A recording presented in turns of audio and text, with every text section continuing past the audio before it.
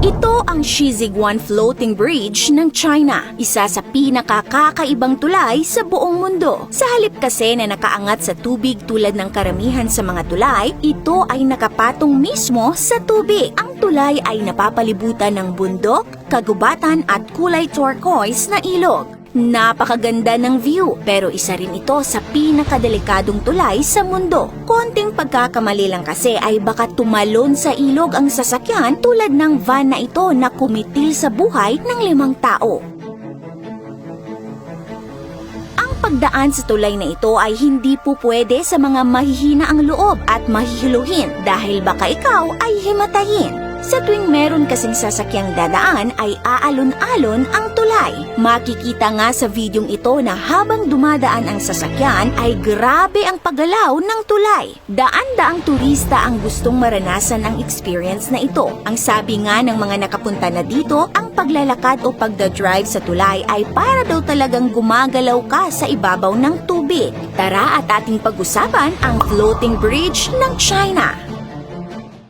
Kilala ang China sa mga kakaiba at magaganda nilang infrastruktura, gaya na lang ng underwater tunnel, Chapel of Sound, at Astronomy Museum. Pero pagdating sa tulay, isa sa pride ng China ay ang Shiziguan Floating Bridge. May 1, 2016 nang buksan ng China ang bago at kakaibang Shiziguan Bridge na makikita sa Jiunan County sa probinsya ng Hubei. Kilala rin ang tulay sa tawag na Long Bridge of Dreams. Importante ang tulay na ito dahil ito ang tanging nagkokonekta sa dalawang nayon sa lugar na dati napupuntahan lamang gamit ang bangka. Ang tulay ay nakalutang sa Qingjiang River. Meron itong haba na 500 meters at lawak na 4.5 meters. Sakto lamang para sa one-way na daloy ng sasakyan. Samantalang nasa 60 meters naman ang lalim ng tubig na tinatawid nito. Ang Shiziguan Floating Bridge ay magkakadikit na platform na gawa sa kahoy,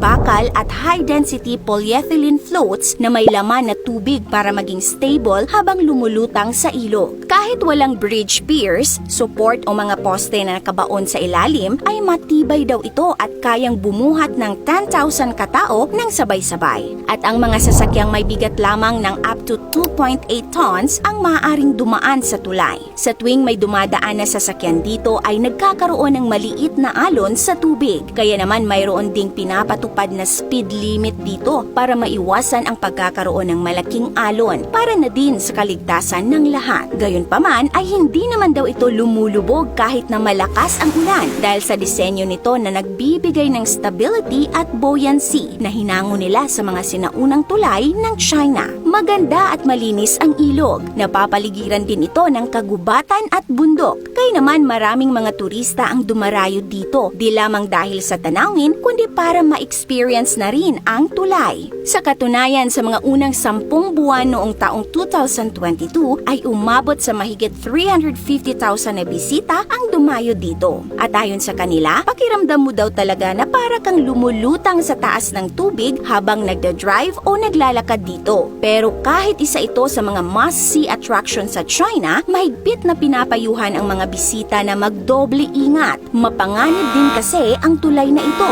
dahil isang pagkakamali mo lang, malaking problema ang kakaharapin mo. Gaya na lang ng nangyaring aksidente noong 2023 na kinamatay ng 5 tao at nagresulta sa temporary closure ng tulay. Ikaw ka-awesome, gusto mo rin bang makapunta at maranasan ang kakaibang experience sa Shiziguan Bridge? This is your Ate O from our Republic. Hanggang sa muli and stay awesome!